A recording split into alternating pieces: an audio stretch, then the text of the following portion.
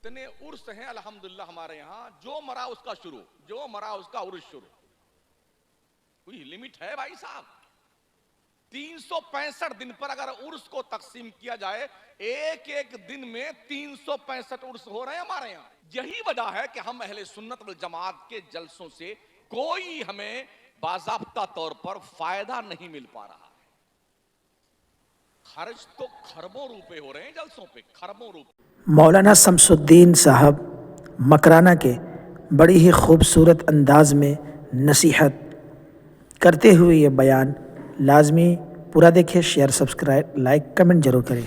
पर एयर सुन्नियों के नॉनसेंस है, रिफंड कुछ नहीं मिल रहा। वाह वाह वाह वाह, जिंदाबाद जिंदाबाद, जनाब वकील साहब जिंदाबाद, जनाब खतीब कचहरी साहब जिंदाबाद, नकीब इजलास साहब जिंदाबाद, शायर अहले सुन्नत जिंदाबाद है साहब, मुर्दाबाद मुर्दाबाद। काय की जिंदाबाद लगा रखी यार? जिस कौम की बच्चियां भागकर गैरों से शादियां कर रही वो जिंदाबाद है। जिस कौम के बच्चे रात भर बाहर बैठे जुए खेल रहे हो वो कौम जिंदाबाद है। जिस कौम के बच्चे अगर 500 रुपए कमाते हो तो 250 रुपए की पूड़ी खा जाते हो वो कौम जिंदाबाद है। जिस कौम के नौजवान बच्चे जवान होने से पहले बुढ़े हो जाते हो पूड़ियां खा खा करके, वो कौम भी जिंदाबाद है। डूब मरो चुल्लू भर पानी में।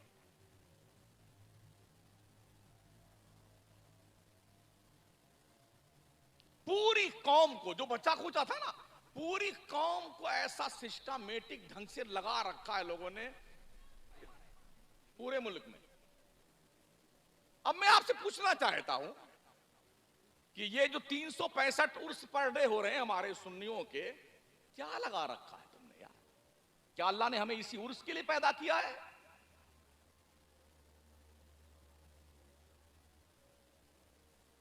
मुझे बताइए तो सही।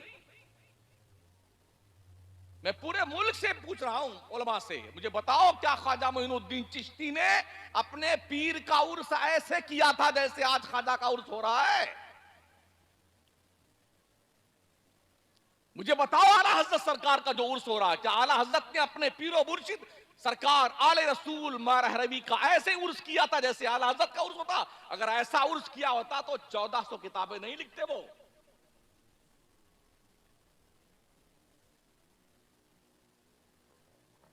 ख्वाजा साहब ने पूरा आना सागर का पानी प्याले में भर लिया, तुमने क्या किया?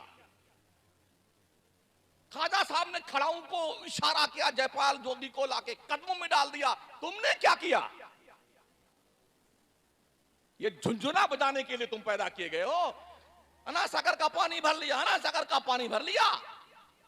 किस लिए ख्वाजा आए थे संजर की अपने आबाई पुश्तैनी जमीन छोड़ के अजमेर की बंजर जमीन पर? किस लिए आए थे? घर छोड़ा, खानदान छोड़ा, कारोबार छोड़ा, खेती बाड़ी छोड़ी, अंगूर का बगीचा छोड़ दिया, पंचक्की छोड़ दी, सबको त्याग पत्र देके आ गए। क्या जरूरत थी मखदूम सिमना को, सिमना की हुकूमत को लात मार कर सहारा नवर्दी करता हुआ पंडवा शरीफ से होकर कठौछा आने की क्या जरूरत थी? बस जो जाएंगे वहां बैठ करके औरतें झूमेंगी साहब। कोई 40 दिन के चिल्ले बैठी हुई है, कोई 4 महीने के चिल्ले बैठी, इतनी लाठी मारे इनको बदबख्तों को, सारे भाग जाए जिन्नात भूत इनके।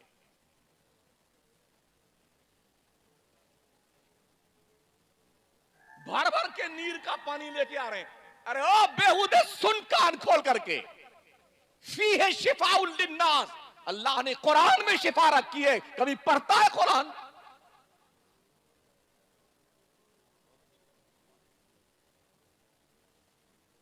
कुरान के करीब नहीं आएगा। बाप चाहे पूरी जिंदगी शराब पीता रहे, मर गया ना, अब आएगा अलजामतुन नूरिया के मुदर्रिसीन के पास, हजरत कुरान खानी करके अब्बा को बख्शवा दीजिए। तेरी ऐसी की तैसी, पूरी जिंदगी कुरान को छुआ तक नहीं, शराब पीता रहा, जुआ खेलता रहा, बदमाशी करता, अब बख्शवाने के लिए मौलाना के पास आया हुआ।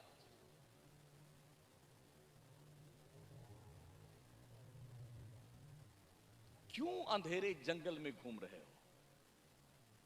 क्यों नहीं इमाम अहले सुन्नत की उन पाकीज़ा तालीमात पर तवज्जो देते हो? क्यों नहीं मुफ्ती आजम के आहे सहरगाही का जायजा लेते हो? क्यों नहीं ख्वाजा मोइनुद्दीन चिश्ती के इंतकाल के बाद उनके पेशानी नियाज पे लिखे हुए जुमले पे गौर करते हो? हबीबुल्लाह माता फी हुब्बिल्लाह। ओ दुनिया वालों, देख लो, ये अल्लाह का दोस्त है, अल्लाह की मोहब्बत में मर गया है। क्यों नहीं गौर करते? इन बच्चों को कौन संभालेगा? पैदा करके छोड़ दिया भेड़ बकरी की तरह। ओ बापो और माओ, अपनी औलाद पर ध्यान दो, औलाद पर। इससे पहले कि कोई बदकिरदार दोस्त तुम्हारे बच्चे से क्लोज हो करके उसके दिल पर गुनाहों की तहरीर लिखे, तुम खुद अपने बच्चे से क्लोज होके उसके दिल पर मुस्तफा के प्यार की तहरीर लिखो। ओ माओ, इससे पहले कि कोई लड़की बेगैरत तुम्हारी बच्ची से क्लोज होकर उसके दिल पर किसी बॉयफ्रेंड के गम में मरने की तहरीर लिखे, तुम अपने बच्ची के दिल पर कनीज़े फातिमा होने की तहरीर लिख दो। कब तुमको होश आएगा यार? कब हमारी आंखें खुलेंगी? बाप को पता नहीं बच्चा रात भर कहां रहता है, मां को पता नहीं बच्ची किस किस सहेली के पास जाती है, और जब नाक कहीं से कटती है ना तो कहीं मुंह दिखाने के लायक नहीं रहते बेटे। आए दिन हम भी अखबार पढ़ते हैं, खानदान की नाक कटी, घर की अम्मा अब्बा की नाक कटी, उसके बहनों के रिश्तों पे कलंक लग गया, भाई सर नहीं उठा सकता जिंदगी भर, कौम के लोग भी बाज़ाब्ता तौर पर कलंकित हुए। एज ए मुस्लिम कहां जाए? संभालो अपने बच्चों। मेरे करीम आका फरमाते हैं, अपने बच्चों के लिए ऐसे दोस्तों का सिलेक्शन करो जो बच्चों के लिए अच्छे दोस्त बन सके, अच्छे दोस्त बन सके। अन्नासु अला दीनी खलीलिहिम, आका फरमाते हैं लोग अपने दोस्तों के दीन और तरीके पे होते हैं। फलयंजुर अहदुकुम मन युखालिलु, तो तुम में का हर कोई देखे वो किसकी दोस्ती कर रहा है, किससे दोस्ती कर रहा है। दोस्ती करने से पहले दोस्त को जांचिए, परखिए, क्या वो आपकी दोस्ती के लायक है भी कि नहीं है। मेरे करीम आका फरमाते हैं मफहूम हदीस, और मेरी उम्मत के लोगों, अच्छे दोस्त को दोस्त बनाओ, और अच्छा दोस्त वो है जब तुम उसे देखो तो तुम्हें खुदा की याद आ जाए, वो अच्छा दोस्त होता है। ये भी आका ने फरमाया, अच्छा दोस्त वो है जो तुम्हें तुम्हारे नेकी करने में तुम्हारी मदद करे, और जब तुम रास्ता भूल जाओ, अल्लाह रसूल के ट्रैक से हट जाओ, तो तुम्हें वापस उस ट्रैक पे ले आए, वो तुम्हारा अच्छा दोस्त। और बुरा दोस्त वो है जो तुम्हें तुम्हारी नेकियों पर मदद ना करे, और जब तुम नेकी ना करना चाहो तो तुम्हें तंबीह भी ना करे, बल्कि वो खुश रहे कि हमारा दोस्त भी हमारे ढर्रे पे चल रहा है। वैसे भी लोग अच्छे बुरे बनते कैसे हैं? मेरे रब ने फरमाया ना, या अय्युहल्लज़ीना आमनुत्तकुल्लाह व कुनू मअस सादिकीन, ए ईमान वालो अल्लाह से डरो और सच्चों के साथी बन जाओ। सच्चों और अच्छों के साथी बनने का हुक्म अल्लाह ने दिया है, उसके रसूल ने दिया है। तो अच्छा दोस्त तलाश कीजिए ताकि आप अच्छा बने, नेक बने। एक मिसाल और मेरे आका ने बयान फरमाई कि अच्छे दोस्त की सोबत ऐसी है जैसे तुम किसी इत्र की दुकान में बैठे हो, तुमने इत्र तो खरीदा नहीं मगर उसकी खुशबू तो जरूर तुम तक आ जाएगी। और बुरे दोस्त की मिसाल आका ने बयान फरमाई उस भट्टी की तरह है जहां पर आग सुलग रही हो, धुआं निकल रहा हो, वहां अगर आप बैठेंगे ना तो अगर भले ही आपको चिंगारी ना लगे तो धुआं तो आपके हिस्से में जरूर आएगा। आप जिसके साथ रहेंगे उसी के साथ के कहे जाएंगे। अगर आप जुआ नहीं खेलते हैं लेकिन जुआ खेलने वालों के साथ खड़े बैठे हैं तो लोग क्या कहते हैं, ये जुआरी है, खबीस जुआरी है। यही कहेगा ना आदमी। शराब आप नहीं पीते हैं, मगर शराब के अड्डे के पास आप मडलाते हुए दिखाई पड़े, लोग कहेंगे कुछ गड़बड़ तो जरूर है, हाँ ये चक्कर में है शराब पीने के, हालांकि आप शराब नहीं पीते हैं।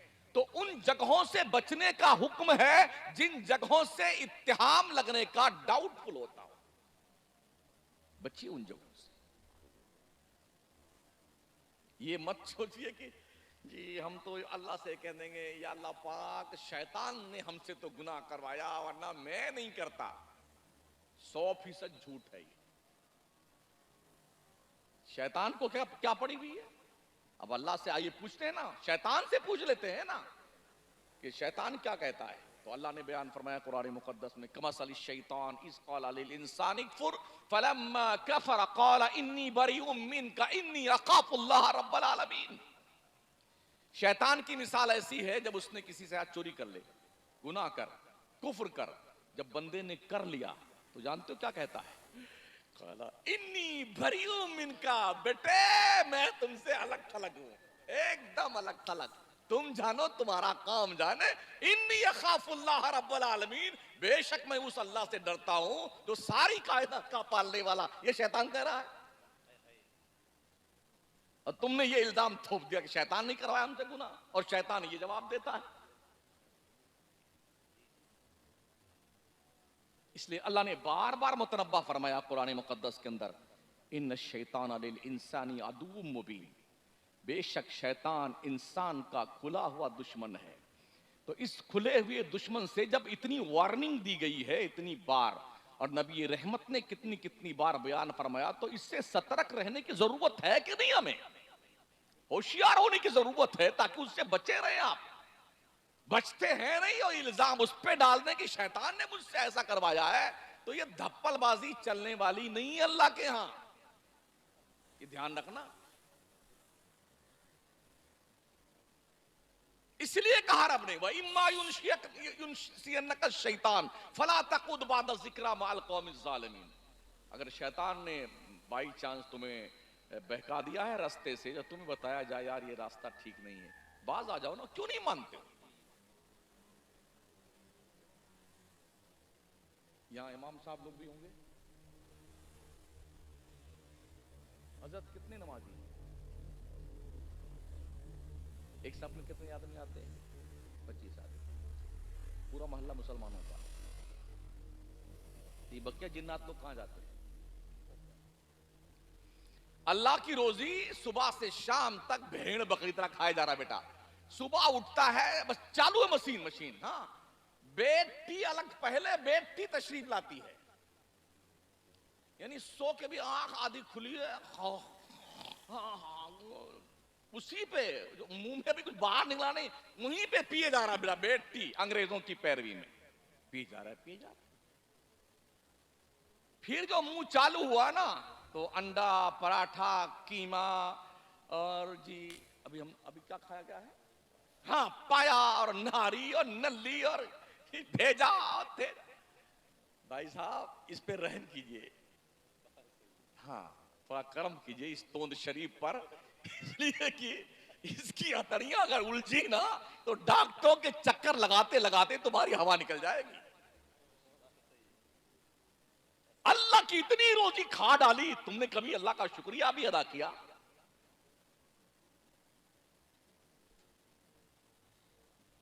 फर्ज कीजिए ये सिस्टमेटिक निजाम जो कुदरत का है, मैदा की शक्ल में ऑटोमेटिकली जो हर किस्म का सामान एक्सेप्ट कर लेता है, गरम, ठंडा, खट्टा, मीठा, नमकीन, कड़वा, सबको पिसाई करके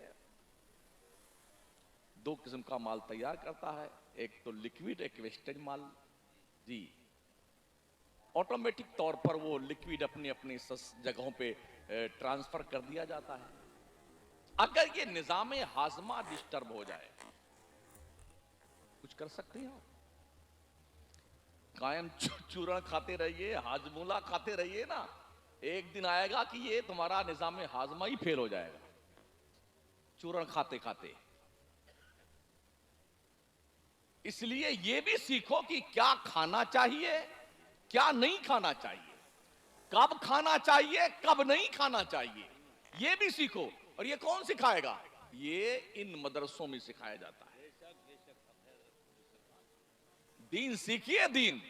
हाँ, कुछ लोग कहते हैं हम तो अल्लाह क्या कह देंगे, या अल्लाह हम तो कुछ पढ़े ही लिखे नहीं थे, छुट्टी मिल जाएगी। वो धोने जाओ ना बेटे, शक्ल बिगड़ जाएगी तुम्हारी। हाँ, किस चक्कर में पड़े हो?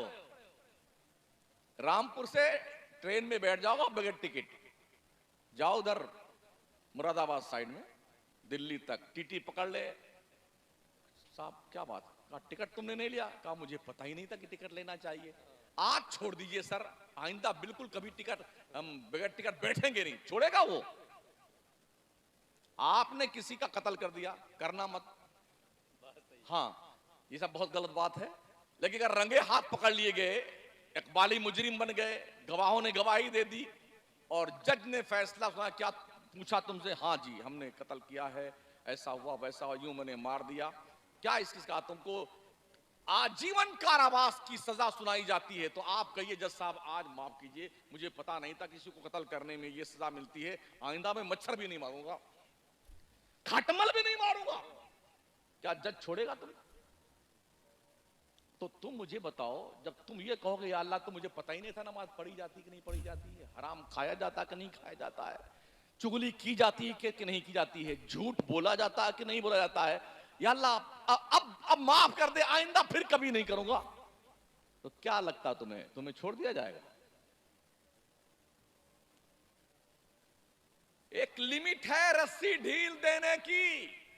अगर जहन्नम का तस्वुर अब तक नहीं आया है तो कैलिफोर्निया और लॉस एंजलिस वालों से पूछ लो कि आग की लपटें कैसी होती हैं। जहां सिर्फ लाश बचा है, एंजलिस का पता नहीं है, पूछ लो उनसे। ओ खरबोपति महलों में रहने वाले खुदा के मुनकिर, जुल्म तशद्दुद के दिलदादा, रब ने ऐसी लगा दी ना उनकी, ऐसी लगा दी कि बेटे भागते फिर रहे हैं पौ पौ रोते हुए। कोई कुर्ता पजामा में भाग रहा है, कोई चड्डी बनियान में भाग रहा है, बचा ले तेरे माँ ने दूध पिलाया है। इसे कहते हैं अल्लाह की लाठी में आवाज में।